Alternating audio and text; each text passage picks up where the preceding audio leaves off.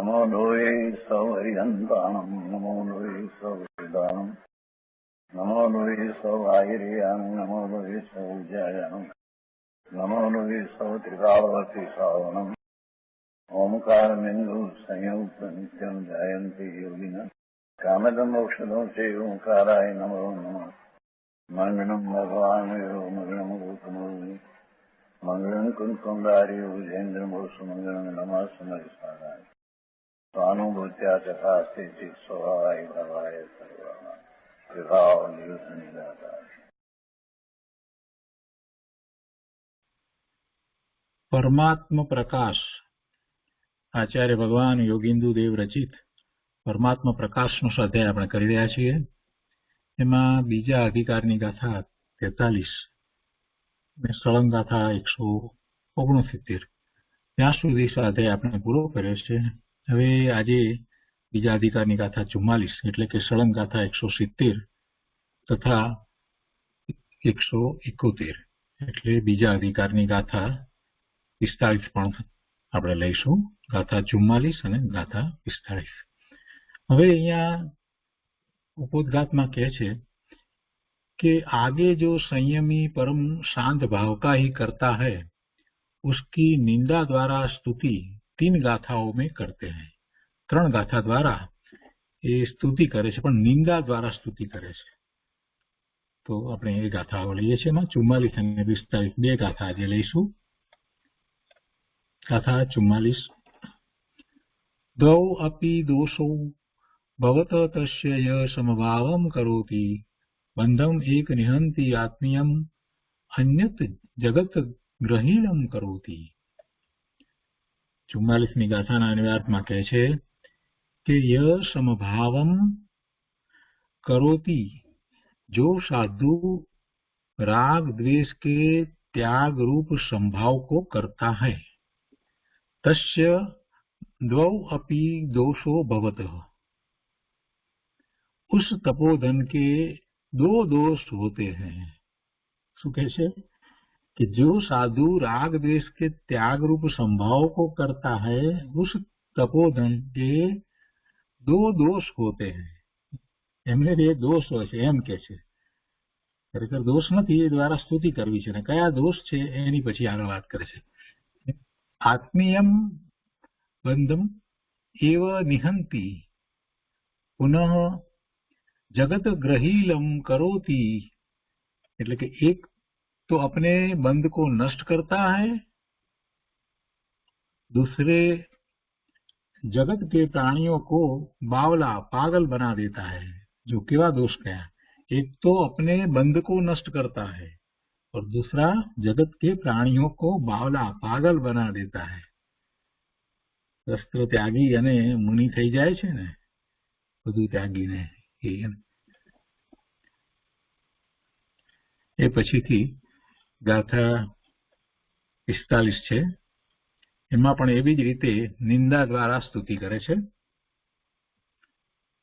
गाथा 45 અહીંયા કહે છે કે अन्यः अपि दोषो भवति तस्य य समभावं करोति शत्रुम् अपि मुक्त्वा आत्मीयं परस्य निलीनः भवति. 45મી ગાથાના અનુવાદમાં કહે છે कि य संभावं करोति तस्य अन्यः अपि दोषः भवति. जो संभाव को करता है उस तपोधन के दूसरा भी दोष है. ये संभाव करे छे ये साधु ने मुनि ने बीजो पण दोष छे एम के छे. दूसरा भी दोष है क्योंकि परस्य निलीनः भवति, पर के आधीन होता है. परमात्मा ने आधीन थाय छे एम कहेवुं छे मूळ तो. એટલે અહીંયા નિંદા કરી અને સ્તુતિ કરવી છે ને એટલે એ રીતે લીધું છે कि परस्य निलीनः पर के अधीन होता है और आत्मीयम अपि शत्रुम मुंचति, और अपने अधीन भी शत्रु को छोड़ देता है.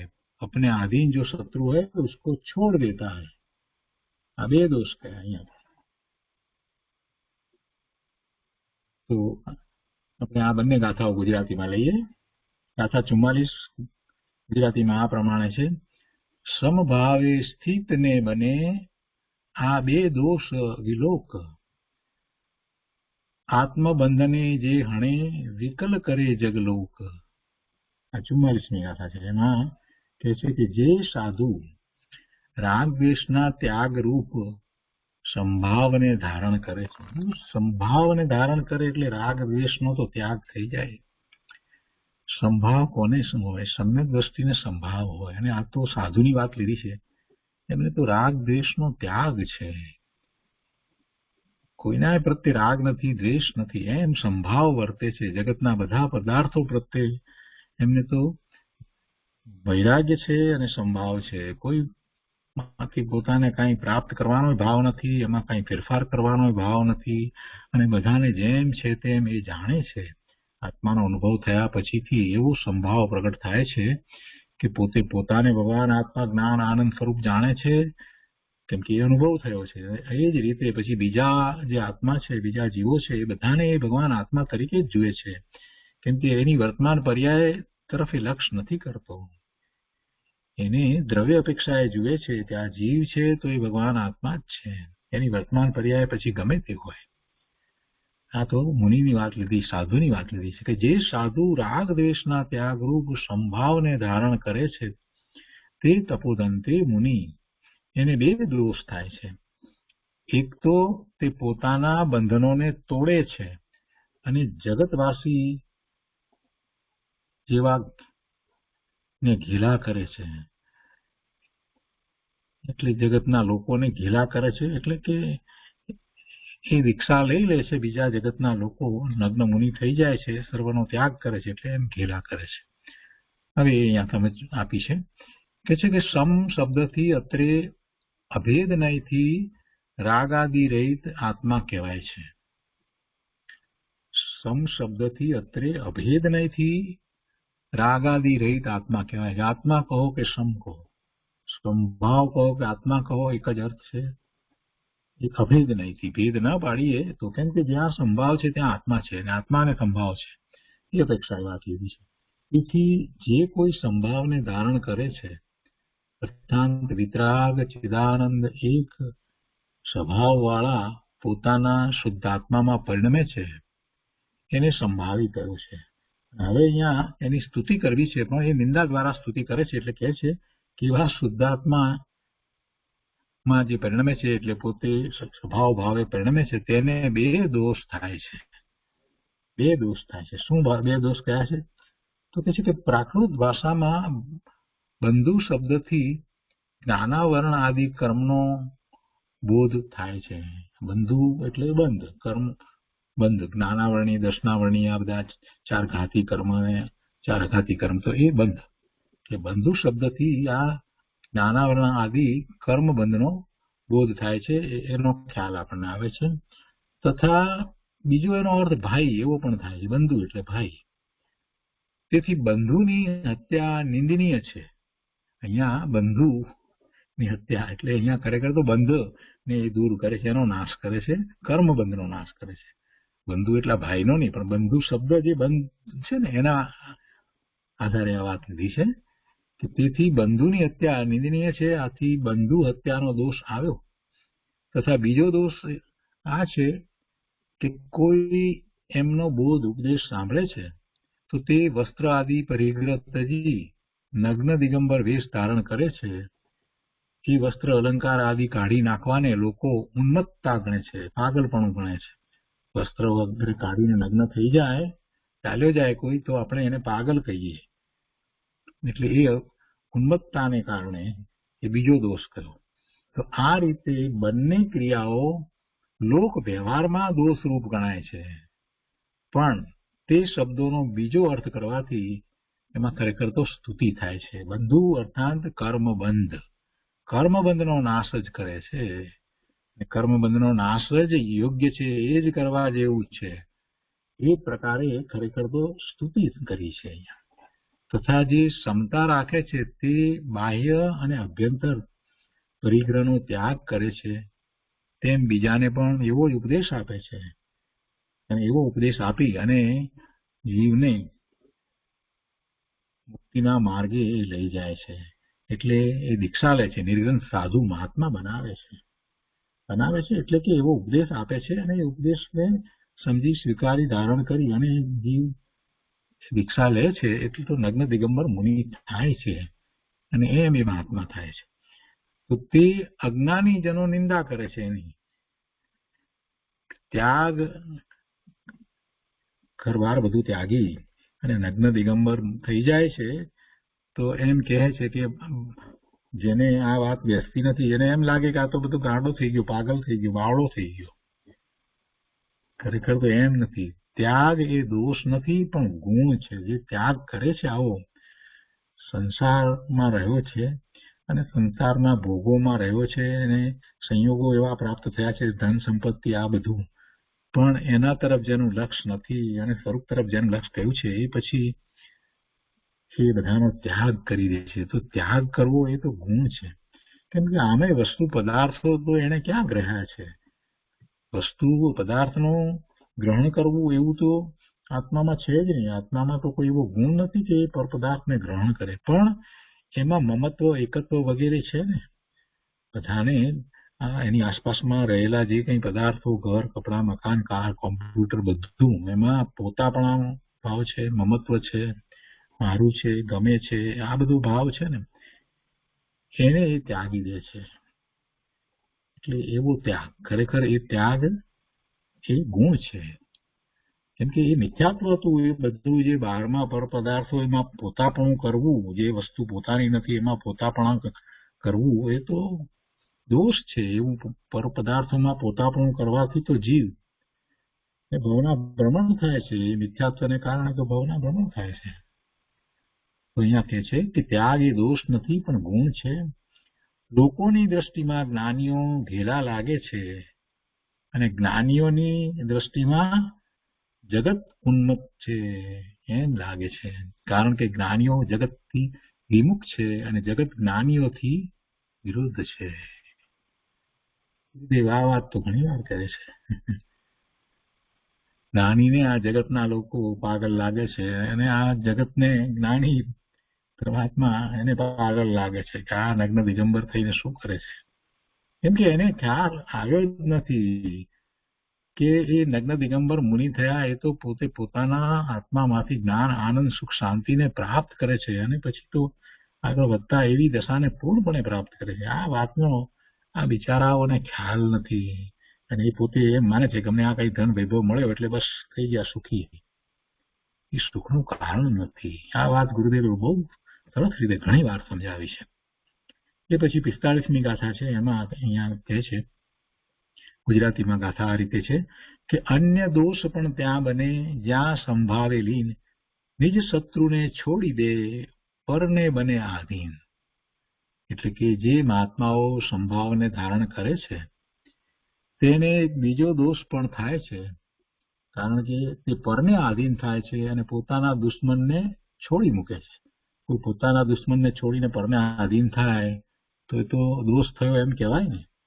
પણ ખરેખર શું છે એ રીતે એ નિંદા દ્વારા સ્તુતિ કરી છે. પર એટલે પરમાત્માને આધીન થાય છે અને પોતાના દુશ્મનને છોડી દે છે. એટલે રાગ, દ્વેષ વગેરે જે છે એ બધાને છોડી દે છે. અહીંયા કહે છે કે જે મહાત્માઓ ધન, ધાન્ય આદિ પરિગ્રહનો ત્યાગ કરી પરમ શાંતતાને આદરે છે, તેમજ રાજા તથા રંકમાં સમાન ભાવ રાખે છે, તેઓ કેવી રીતે દોષના પાત્ર બની શકે. એ જે સંભાવ જેને પ્રગટ થયો છે એને રાજા કે રંગ, ભિખારી એમાં કઈ ફેર નથી લાગતો. અરે એ તિર્યંચ હોય, મનુષ્ય હોય કે દેવ હોય, એમાં એને કઈ ફેર નથી લાગતો. અને એ જ રીતે આ પૂતગળના પરમાણુ ભેગા થઈ અને જે સ્કંદ બને છે, નવી નવી રચનાઓ બને છે, કાર, કોમ્પ્યુટર, મકાન, કપડા જે કંઈ બને છે, તો એમાં એને કાંઈ એ રંજિત થતો નથી. એમાં કઈ ભેદભાવ એને દેખાતો નથી. એ બધાને દ્રવ્ય દ્રષ્ટિપૂર્વક જુએ છે. એટલે એ બધા ઉદ્ગળને પણ પરમાણુ તરીકે જ જુએ છે. જીવ છે, જળ છે એમ જુએ છે. અને આ જીવ છે એ બધાને ચેતન ભગવાન આત્મા તરીકે જુએ છે. એવો એને સંભાવ પ્રગટ થયો છે. તો એ કેવી રીતે દોષના પાત્ર હોય? ખરેખર એ દોષના પાત્ર હોય જ નહીં. તે તો સદાય પ્રશંસા પાત્ર છે. તો પણ શબ્દ યોજનાથી નિંદા વડે આમ સ્તુતિ જ કરે છે. ખરેખર નિંદાના શબ્દો વાપરીને સ્તુતિ કરે છે. જ્ઞાની અનાદિના શત્રુ એટલે કે જ્ઞાનાવરણ આદિ કર્મોને તજી પરનો એટલે કે પરમાત્માનો આશ્રય કરે છે. તે તો એક પ્રકારનો ગુણ છે, પણ લોક વ્યવહારમાં સ્વાધીન શત્રુને છોડીને પરને આધીન થવું યોગ્ય ગણાતું નથી. તેથી નિંદા થઈ, પરંતુ વાસ્તવિક રીતે તો આ નિંદા નથી, પણ પ્રશંસા છે. તો અહીંયા સ્તુતિ કરે છે, પ્રશંસા કરે છે. 44 અને 45ની બે ગાથા છે. એના પછી 46ની ગાથામાં પણ એ જ રીતે નિંદા દ્વારા સ્તુતિની વાત આવશે. તો આજે આપણે 44ની અને 45ની ગાથા ઉપર પૂજ્ય ગુરુદેવ કાજી સ્વામીએ જે વિસ્તાર કર્યો છે તે લઈએ છીએ. પરમાત્મા પ્રકાશ પ્રવચન ભાગ 5મો વર્ડ ટુ વર્ડ, એના પાના નંબર 50.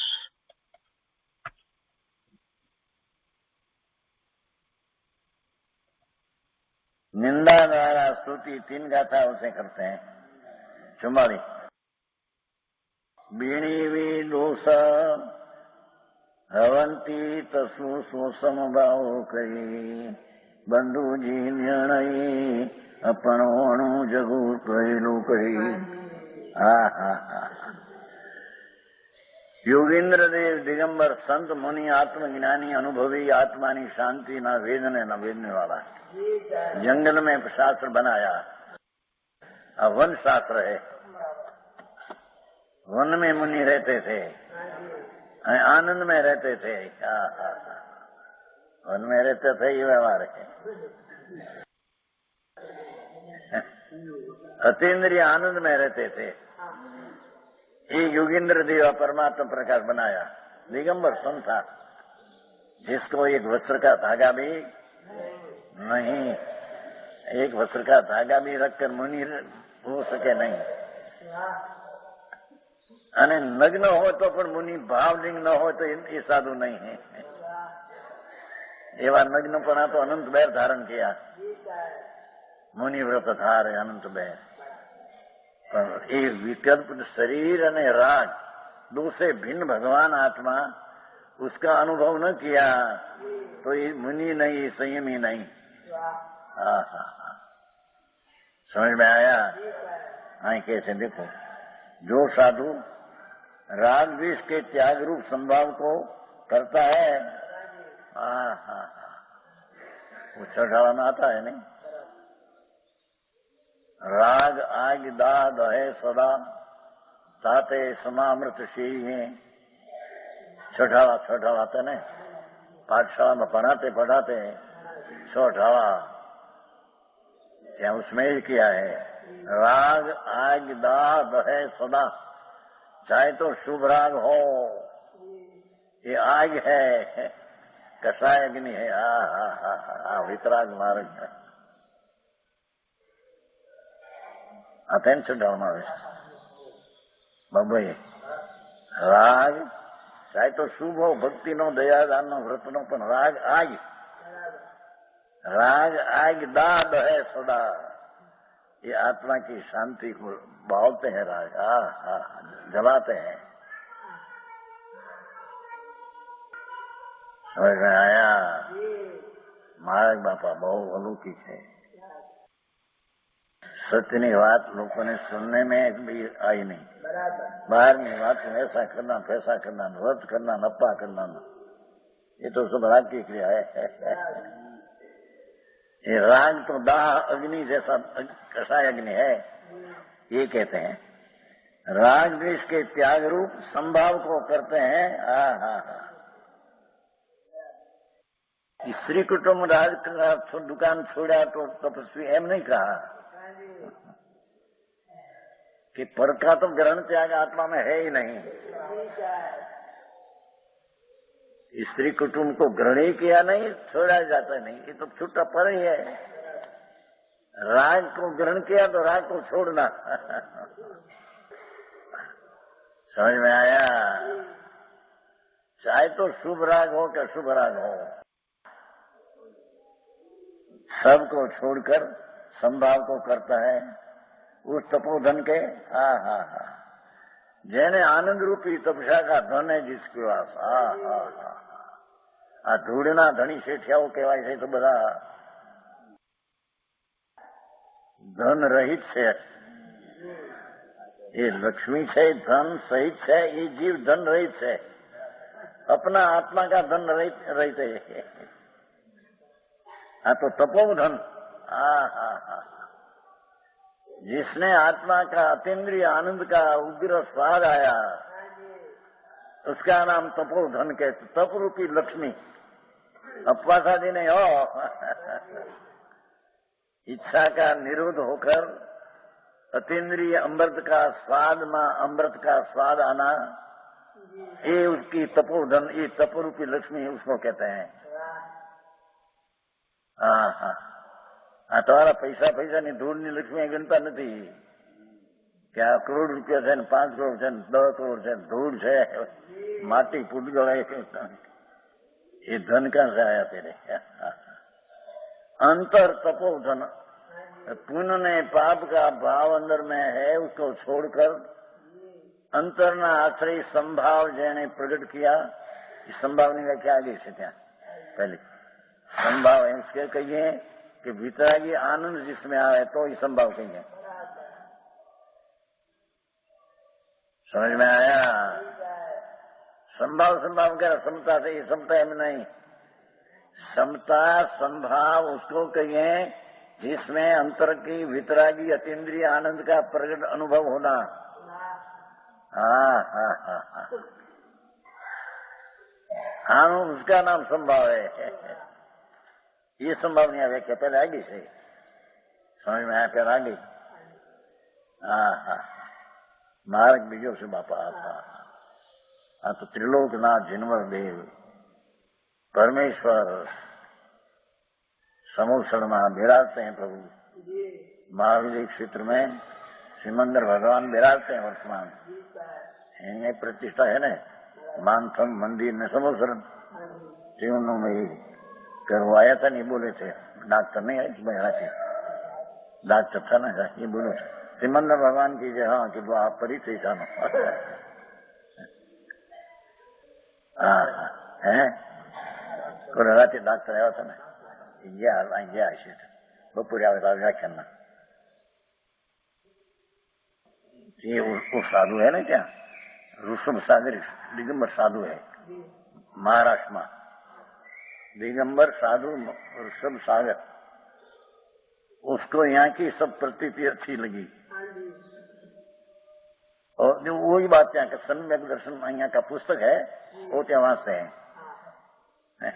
सम्यक दर्शन है पुस्तक, वो यहाँ आए थे, चौमासा इंदौर में था, तो उसके यहाँ आया तो कहते थे महाराज हिंदुस्तान में भावलिंगी साधु तो कोई है नहीं, पूछे साधु 85 वर्ष की उम्र, अभी तो काल कहते 104 वर्ष की, यहाँ आया था 55 कहते थे, 55 तो नहीं, गामड़ा न मानव न खबर न रही, काले डॉक्टर कहता 104 वर्ष की उम्र से, ये 4 तो नहीं 94 ऐसी, અહીં 55 कहता था। सितनु जैसे चलकर 14 मील आया था, गामड़ा मानस शरीर दिली 85 वर्ष तो हाँ 9 वर्ष 94 અત્યારે છે અને 104 કહેતા હતા। એને આ વાત બહુ रुचि थी। ओहो आ मार्ग જ है नहीं कहीं, हम साधु नहीं, दिगंबर मुनि है। आप वस्तु द्रव्य दृष्टि वस्तु क्या वस्तु आत्मा, उसका अनुभव दृष्टि बिना सब निरर्थक है। ऐसी बात तो हम सुनने में न आई, ये कहते थे। और एक कर्नाटक में है भव सागर साधु दिगंबर, कर्नाटक में, तो यहाँ का स्वाध्याय किया शास्त्र का एक सेठ है माणिकचंद सेठ यहाँ कर्नाटक,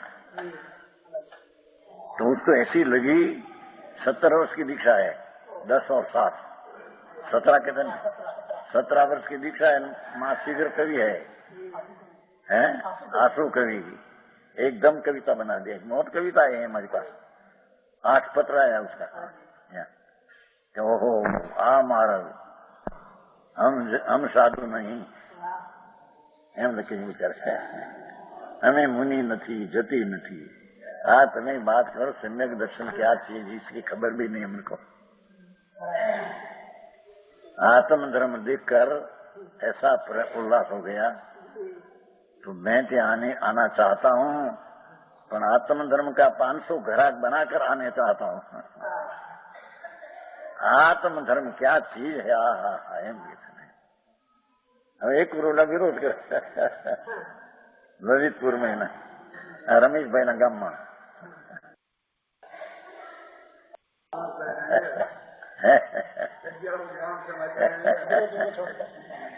એને માર્યા હતા। અરે પ્રભુ કોઈ ઉપર એવું હોય, બધા ભગવાન છે અંદર, कोई प्रत्यय गैर विरोध होता ही नहीं। समझ में आया?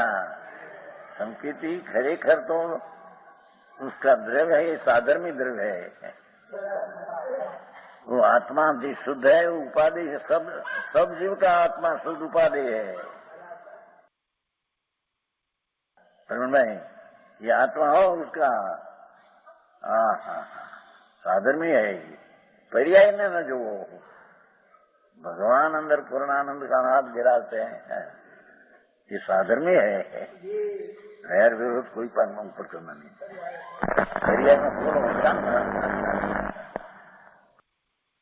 सत्वेशु मैत्री, બધા प्राणी प्रति मैत्री होती है, कोई विरोधी कौन होया। हाँ कहते हैं 2 दोष उसका मुनि का है, उस तपोधन के 2 दोष। एक तो अपने बंध को नष्ट करता है बंध तो बंध हुए हम कहते से। कर्म जो अनादि का साथ में था उसका नाश कर दिया मुनि, तो हम अपना बंधु का नाश कर दिया। ये निंदा द्वारा स्तुति है, समझ में आया? 8 कर्म अनादि से साथ में रहते हैं, निगोद से मानकर अनादि से। 9वीं गिरी दिगंबर साधु मिथ्या दृष्टि, उसकी पास 8 कर्म था। मुनि ने कहते हैं कि मुनि तुम्हें तो शांत भाव प्रकट किया, आनंद का नाथ का जागृत के दिया, तो आपे तो कर्म का नाश किया, तो कर्म तो बंध है, बंध ने बंदूक ये कहते हैं बंदूक ने आपे नाश कर दिया। ऐसी निंदा द्वारा होती है। क्यों हीरालाल जी क्या गई थी हमारा बाहर? पूछो तो वो ना भाई नहीं क्या मना नहीं। हाँ। दूसरे जगत के प्राणियों को बावला पागल बना देते हैं। क्योंकि मुनि आत्मज्ञानी वितरागी संत ये उपदेश वितरागपना का दे और नग्न मुनि हो जाए पागल, लोगों पागल कहे लोगों को पागल बना देते हैं न बंदूक को नाश कर देते हैं। समझ में आया? दिगंबर संत आत्मज्ञानी ध्यानी एक वस्त्र धागो नहीं है, जैसे माए जन्मा ऐसा शरीर और अंदर में वितरागी मूर्ति आत्मा, उसका अनुभव।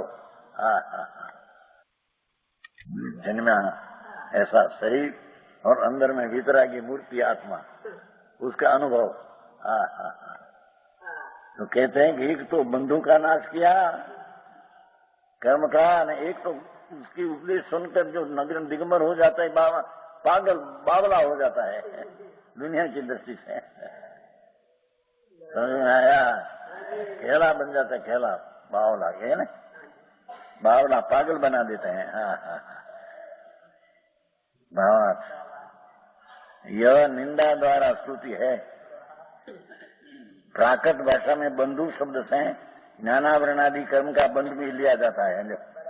प्राकृत भाषा में बंध है ना कर्म का, तो बंधु शब्द से ज्ञानावरणी कर्म बंध भी लिया जाता है। और भाई को भी कहते हैं बंधु, बंधु भाई ने कहते बंधु। यहाँ पर बंधु हत्या निंद है, भाई नु नाश निंद है, इससे एक तो बंध हत्या का दोष आया, कर्म का बंध का नाश करिए दोष आया। स्तुति है,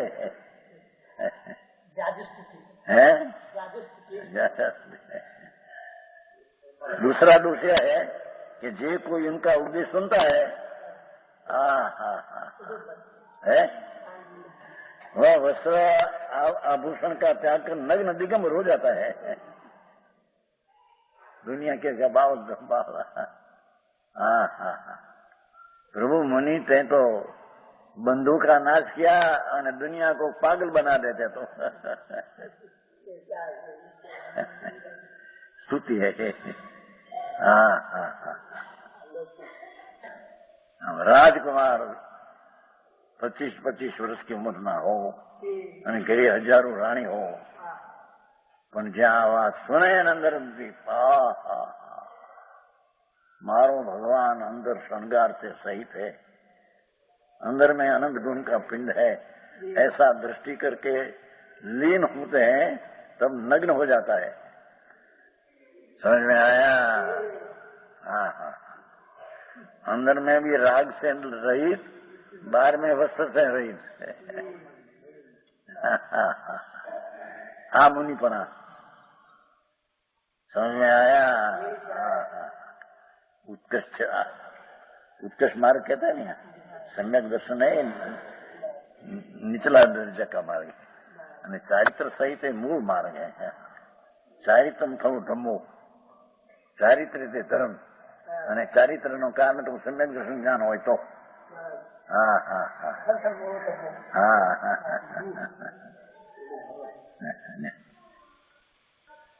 बंधु हत्या का दोष है।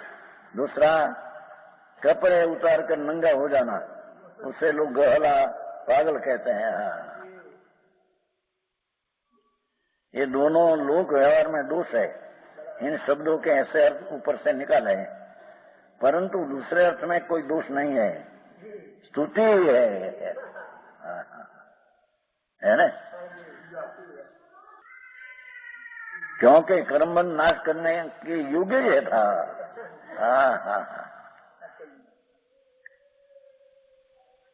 तथा जो संभाव का धारक है वह आप नग्न दिगंबर हो जाता है। जिसको अंदर सम्यक दर्शन सहित वितरागी परिणय प्रकट हो ही, वो तो बाहर में नग्न हो जाता है। समझ में आया?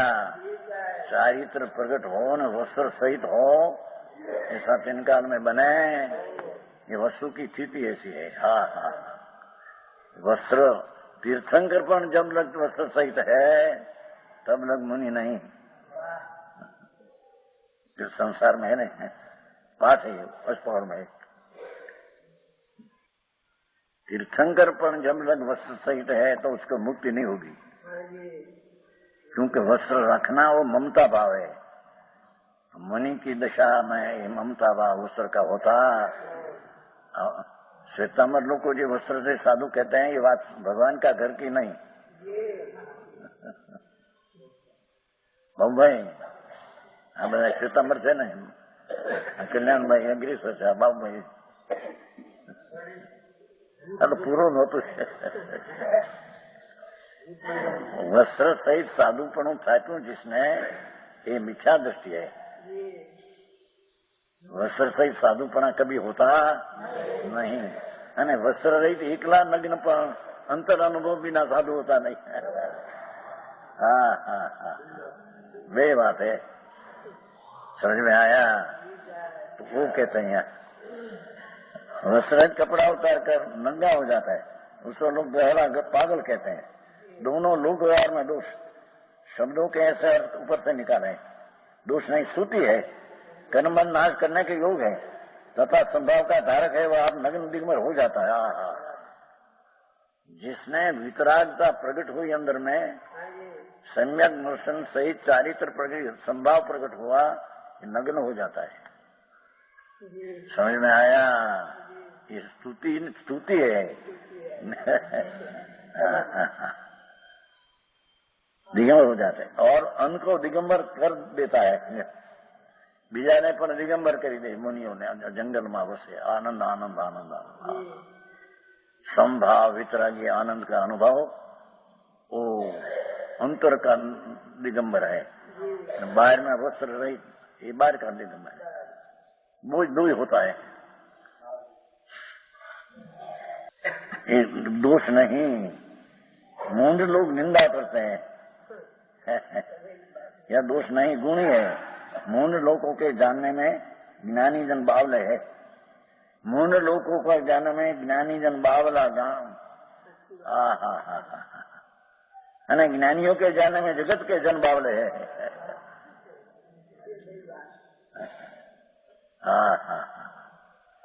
नग्न दिगंबर आत्म ध्यानी आनंद में रमने वाला, अतीन्द्रिय आनंद में रमने वाला, उसको संभाव अंतर से प्रगटा हुआ तो बाहर से बसर नहीं, तो दुनिया उसको पागल कहे।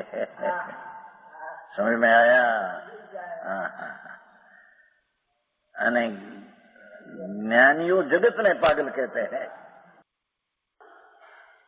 राग से धर्म मानते हैं, पुण्य से धर्म मानते हैं, अने वितराग भाव बिना साधुपना मानते हैं, सब पागल है। ज्ञानी जगत को पागल मानते हैं और जगत ज्ञानी को पागल कहते हैं। है ज्ञानी जगत से विमुख है। અને જગત જ્ઞાનીઓ से વિમુખ है। આ વાત સાંભળી જાય નહીં એને કે સંભાવ છે ને દયાદાનના વિકલ્પને પણ જે આશરો માને અને એને છોડીને સ્વરૂપમાં સંભાવમાં રહે એ મુનિ છે। અને 12મા નગનો મુનિ એ અપેક્ષા સ્તુતિ क्या है विशेष। परमात्मा प्रकाश 45 गाथा। आगे संभाव के धारक होने की फिर भी निंदा स्तुति करते हैं। निंदा द्वारा स्तुति एक गाथा थी, 3 गाथा है। अनोवी दोषो हवी तसुसो संभाव करी सत्वी मिलवी अपने वो परी नीलीणु हवी। जो संभाव को करता है એટલે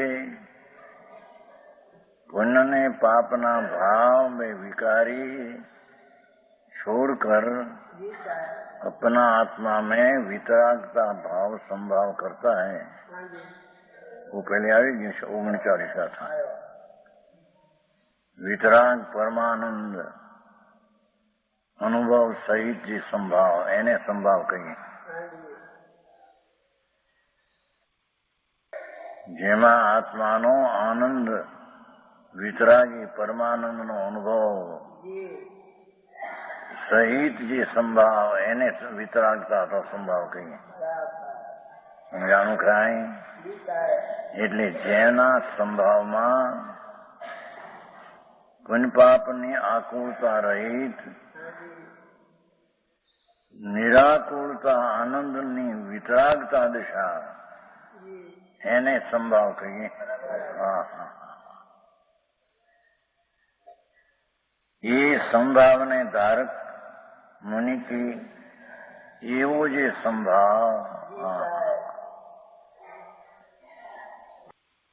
एना धरनार मुनि फिर भी निंदा स्तुति करते हैं। संभाव को करता है ये तपोधन के दूसरा भी दोष है। मुनि ની વાત है ना तपोधन જેને અતિન્દ્રિય આનંદ અને વિતરાગતા રૂપી ધન જેને પ્રગટ્યું છે આ ધૂળ ધન નહીં। જેને અંતર આનંદ ને જ્ઞાન ની લક્ષ્મી ભંડારમાં પડી છે એ જેને પ્રગટ કરી છે।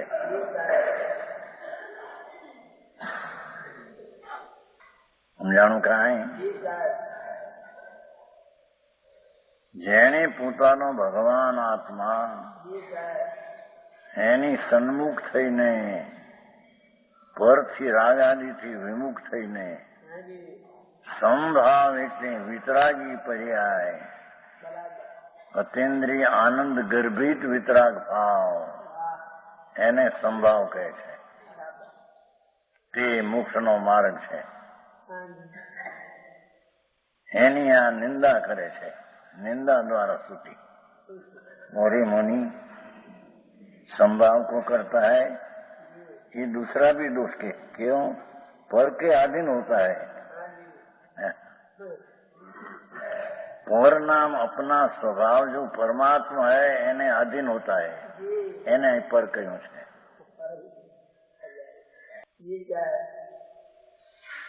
वितराग भाव संभाव મોક્ષનો માર્ગ જેને પ્રગટ્યો છે એ પરને આધીન થાય છે. પર એટલે પરમાત્મા,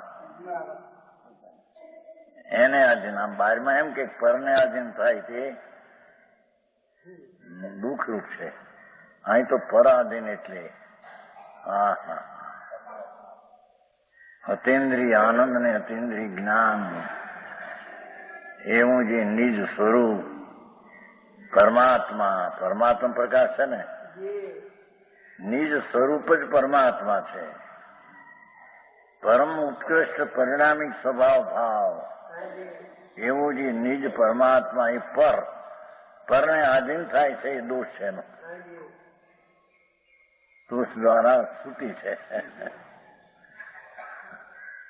हाँ, और अपने अधीन भी शत्रु को छोड़ देते हैं. 8 कर्म છે પોતાના અધીન છે, એ શત્રુને છોડી દે છે. હા,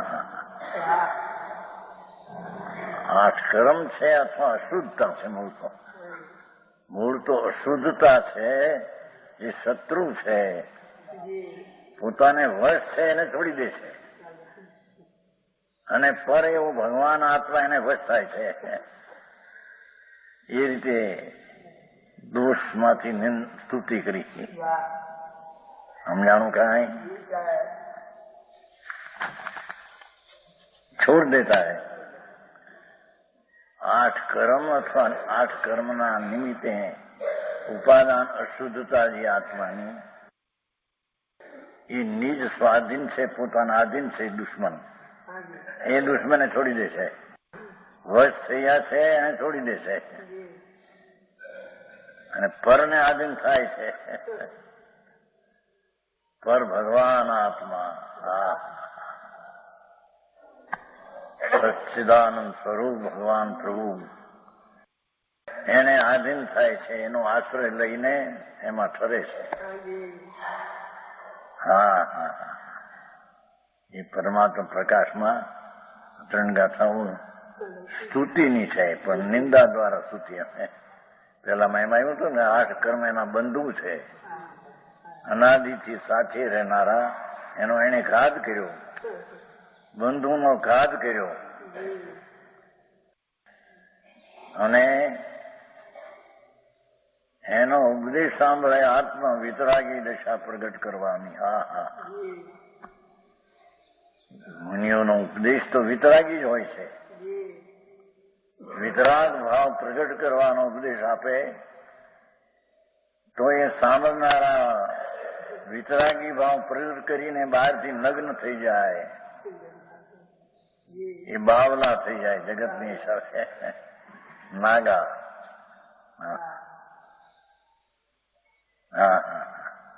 પોતે તો વિતરાગ ભાવને ગમે છે, પણ ઉપદેશ પણ વિતરાગ ભાવનો આપતા શ્રવણ કરનારા વિતરાગ ભાવ પ્રગટ કરવા માટે નગ્ન દશા, દિગંબર દશા ધારણ કરે છે, બાહ્ય ને અભ્યંતર.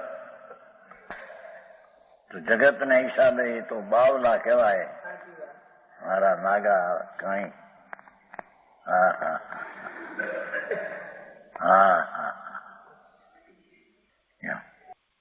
જો તપોધન જેને આનંદ રૂપી ધન પ્રગટ્યું છે, આ તપોધન,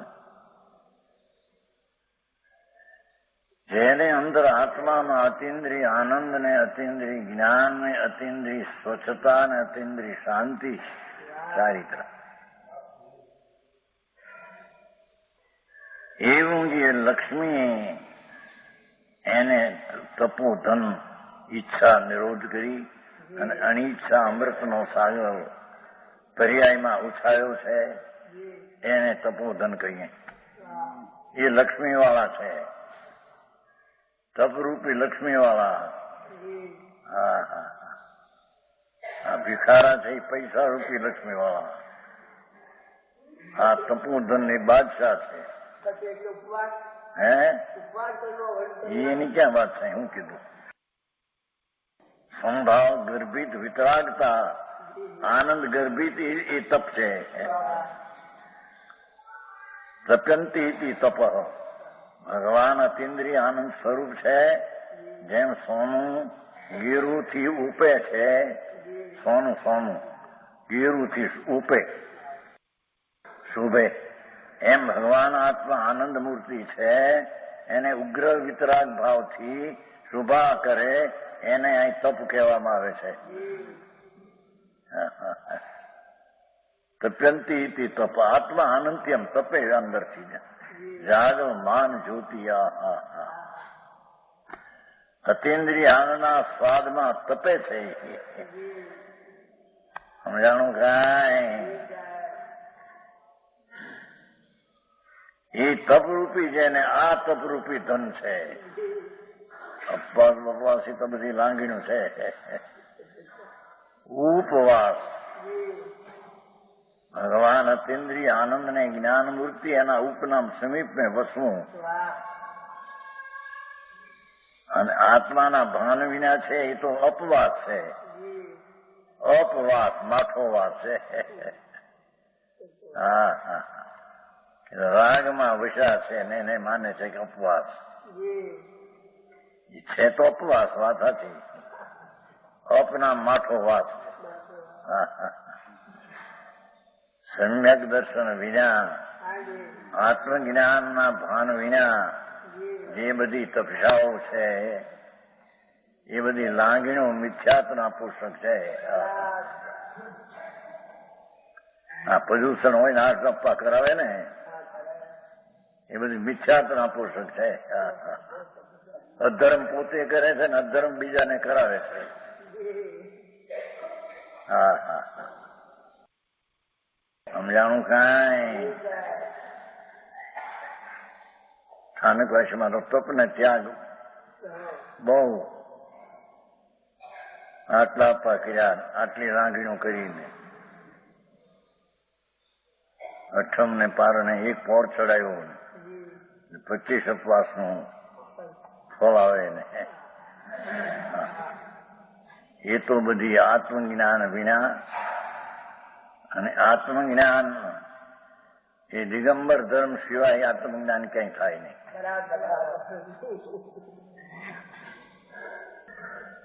કેમ કે સચ વસ્તુ છે ત્યાં એ સચનો આશ્રય કરે છે તેને આત્મજ્ઞાન થાય છે.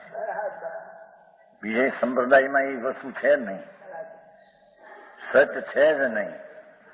હા હા, એથી એ બધા અપવાસ કહેવાય છે બીજાના.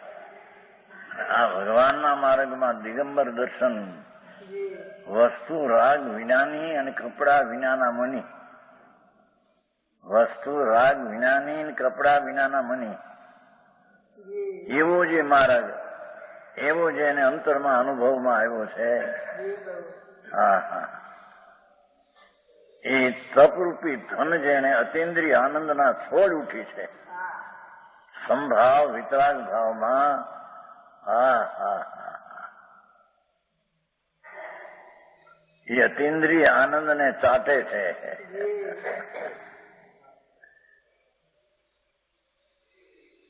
એને તપ કહી. હે, એ મિથ્યાત્વનો ત્યાગ તે ત્યાગ છે. એ અપવાસ હું કરું છું મેં પરનો ત્યાગ કર્યો એ મિથ્યાત ભાવ છે. પરનો ત્યાગ ગ્રહણ આત્મામાં છે જ નહીં.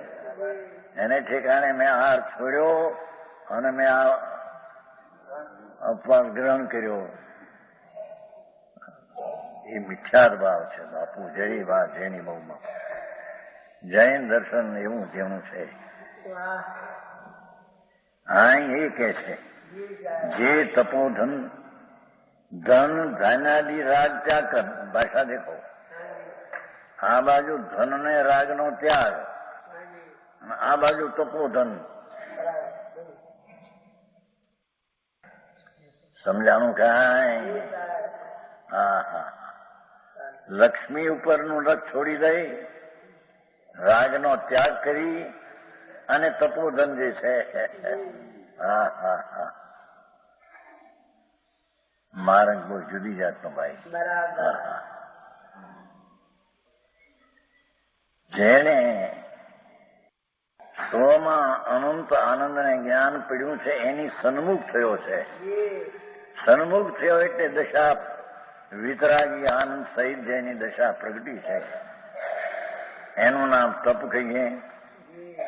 અને તે કાળે રાગ અને ધન, અંદરમાં રાગનો ત્યાગ, બાયમાં ધન આદિનો ત્યાગ, એને ત્યાગ વ્યવહારે કહીએ. હા હા હા. તપોધન, એક બાજુ તપોધન કીધું. આમ તો તપોધન એક નાદ થાય છે. સાંભળી, અમારે ગઢડામાં છે. હે? હા, બ્રાહ્મણ થાય છે. હા, તપોધન થાય છે. આ તો એક તપોધન છે ત્યાં, એક વકીલ છે ત્યાં ગઢડામાં. તપોધન, હા, એ તપોધન નહીં, એ નામ તપોધન. અને આ અપવાસ આદિ છે એ રાગનો ભાગ છે, એ કઈ તપ નથી, ધર્મ નથી. હા હા, સમજાણું કાંઈ? હા હા.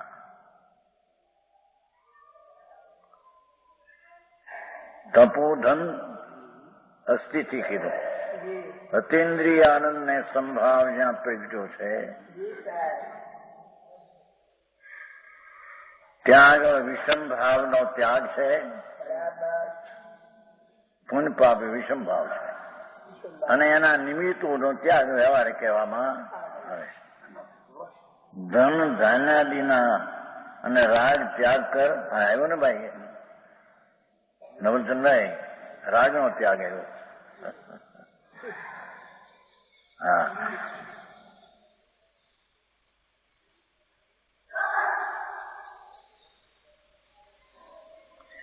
राग त्याग कर परम शांत भाव को आदरता है. सम्यक दर्शन में शांत भाव એ જગન છે.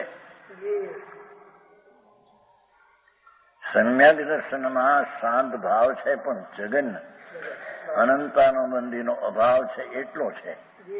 અને મનીને ઉત્કર્ષ શાંત ભાવ છે જેને ત્રણ કષાયનો નાશ થઈ અને વિતરાગ રૂપી સમતાનો રસ જેને પ્રગટ્યો છે. હા હા,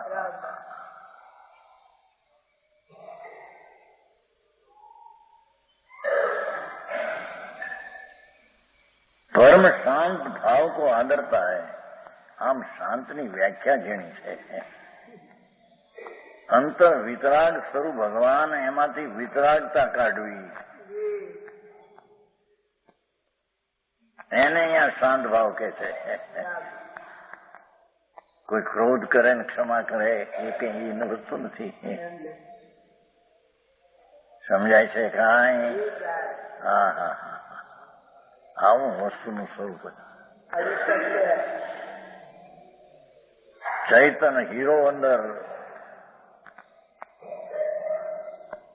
અણમૂલ્ય કિંમત છે નહીં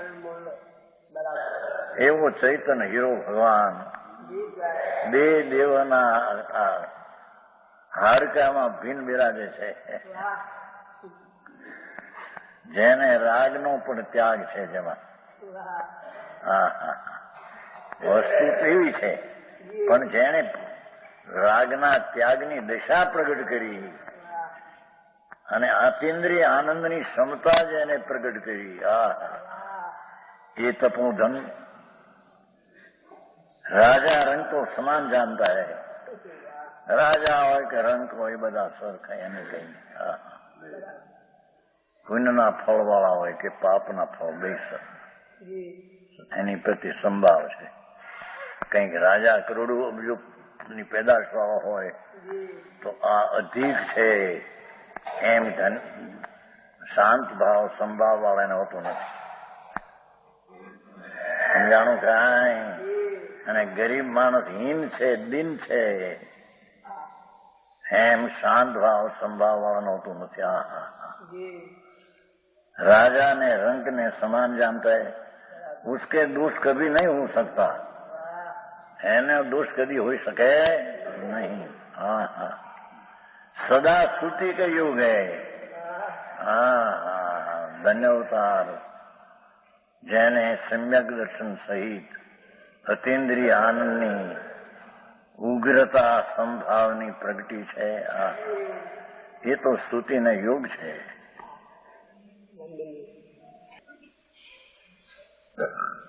प्रशंसा योग है. तो भी शब्द की योजना से, शब्द ની યોજનાથી નિંદા દ્વારા સ્તુતિ કહી ગઈ है. इसलिए रूप अलंकार है. नीचे किधर से वह इस तरह से है कि शत्रु शब्द से कही गई ज्ञानावरणादि कर्म शत्रु, उनको छोड़कर શત્રુ પોતાને તાબે હતા એને છોડી દીધા. દુશ્મન વશ થઈ ગયો તો એને છોડી દીધા. હા, બધા મોટા હોય છે ને, શું ડાકુ ડાકુ ડાકુ કેટલાક વશ થઈ ગયા છે ને. હે હા, ત્યાં અમે કેવું બેગમગઢ, હે બેગમગઢ, બેગમગઢમાં અમે ગયા હતા 3-4 વાર. ત્યાં ઉતર્યા હતા, ત્યાં એ લોકોનું જેલખાનું હતું. ત્યાં મોટા મોટા ડાકુ ત્યાં હતા. 3 તો મોટા ડાકુ ને એ સિવાય 25 બીજા. બેગમગઢ હતો ને, એને ખબર પડી મહારાજ અહીં છે નજીક. અમે હતા અહીંયા હતું ને એમ જેલખાનું અહીંયા સામે નજીક હતું. એને છૂટ બહાર જવાની 8-10 દિવસ આવે કરી, પણ પાછું આવવું છે. મોટા ડાકુ 3 તો હતા, મોટા લાખો મારી નાખ્યા. બીજા એ લોકો કે અમારે મહારાજના દર્શન કરવા છે, મહારાજ અહીં નજીક આવે છે આવ્યા છે. પછી હુકમ મગાવ્યો છે એ લોકોએ. શેઠ આવ્યા હતા ભગવાનદાસ સાગર વાળા, બધા ગયા હતા અંદરમાં, જેલમાં ગયા. બસ બારણા બંધ કરી દે ને એની પાસે જેલમાં પછી આવ્યા બધા હતા બચારા. બધા મોટા ડાકુ ઝઘડા 3 તો મહા લૂંટફૂંટ કરીને કઈક. પણ આ તો હું કીધું બાપુ અજ્ઞાનથી આ બધું થાય છે. હાથમાં તો આનંદ કંદ છે પ્રભુ, અજ્ઞાનને લઈને આ બધું આવું તો બિચારા સાંભળતા 10 મિનિટ વ્યાખ્યાન આપી. એને બધા માળા ચડાવી મૂકી. આ માળા નથી આવતી ને ઉત્તરની રંગીત રેશમ જેવી ચતુરૂની મૂકી. ડાકુ ઉભા ઉભા થઈને પગે માર્ગ બાપા આત્માનો આ તો અજ્ઞાનપણે જીવ શું ન કરે. સાંભળાય પણ એને ક્યાં બધા બેચારા તો નજીક હતા, તદ્દન નજીક ઉતરેલા બહાર ઉતરેલા, ગામ બહાર ઉતરેલા અને જ્યાં જેલખાનું જોડ્યું હતું ત્યાંથી. હા, યો ડાકુ વશ થઈ ગયા હતા, બસ એને છોડી દીધા. આ કે છે કે 8 કર્મ વશ હતા એને છોડી દીધા. શત્રુ વશ પડ્યા હતા એને છોડી દીધા. એ નિંદા દ્વારા સ્તુતિ છે.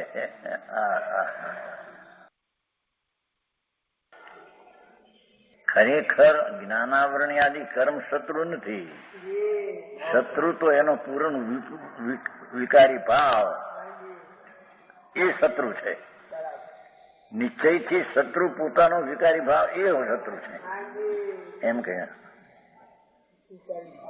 કર્મ તો જળ છે, એ તો પર છે, એની હારી શું, એ તો નિમિત્ત છે, એ તો જ્ઞેય છે. પણ નિમિત્તથી વાત કરી છે. किसी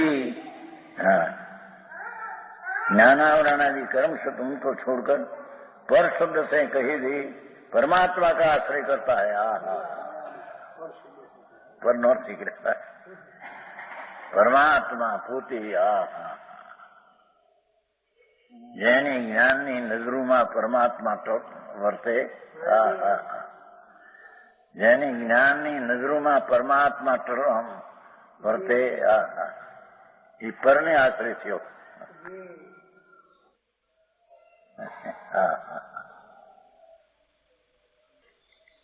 परमात्मा का आश्रय कर. इसमें निंदा क्या हुई? बल्कि स्तुति हुई.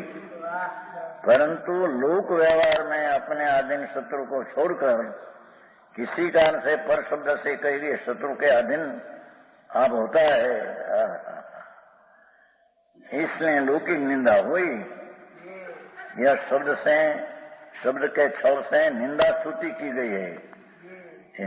द्वारा स्तुति किया है. ओ प्रभु, राग आदि दुश्मन तो तेरा अधीन था, उसको तेम छोड़ दिया અને ભગવાન પરમાત્માને આધીન તમે થયા.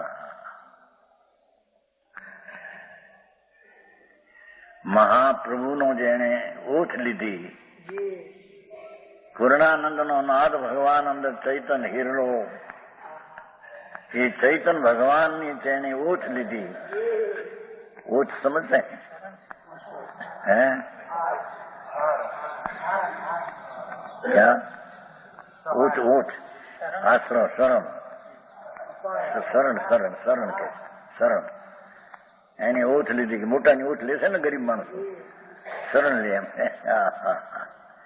એમ એ નાથ સંભાવે આપે આત્માનો આશ્રય લીધો, પરમાત્માનો આશ્રય લીધો.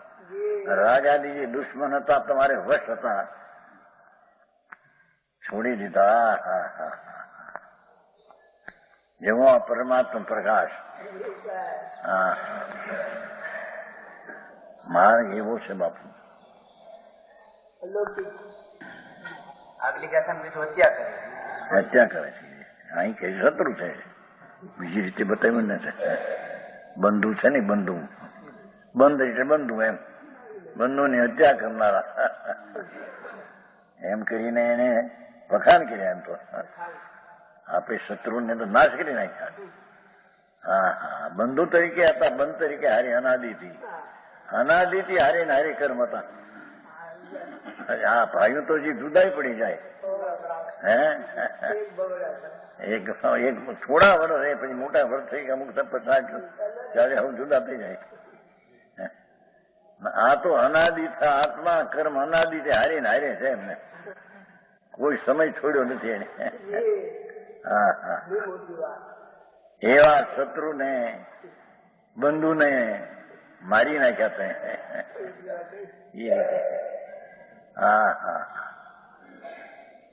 એ સ્તુતિ છે એ દ્વારા. આ તો અધ્યાત્મની વાતો છે બાપુ.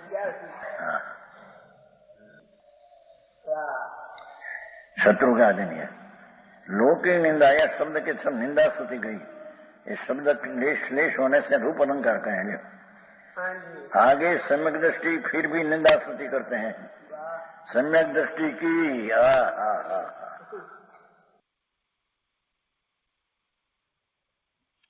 તો એ રીતે પૂજ્ય ગુરુદેવે બીજા અધિકારની ગાથા 44 તથા 45 વિસ્તાર કર્યો. નિંદાસ્તુતિની 3 ગાથા છે. હવે નિંદાસ્તુતિની ત્રીજી ગાથા 46મી ગાથા આપણે આવતી વખતે લઈશું. આજનો સ્વાધ્યાય અહીંયા સુધી રાખીએ છીએ. સુખધામ અનંત સુસંત ચરી દિન રાત રહે તદ જ્ઞાન મહી પ્રશાંતિ અનંત સુધામય છે પ્રણમુ પદતે વરતે જયતે પ્રણમુ પદતે वरते जयते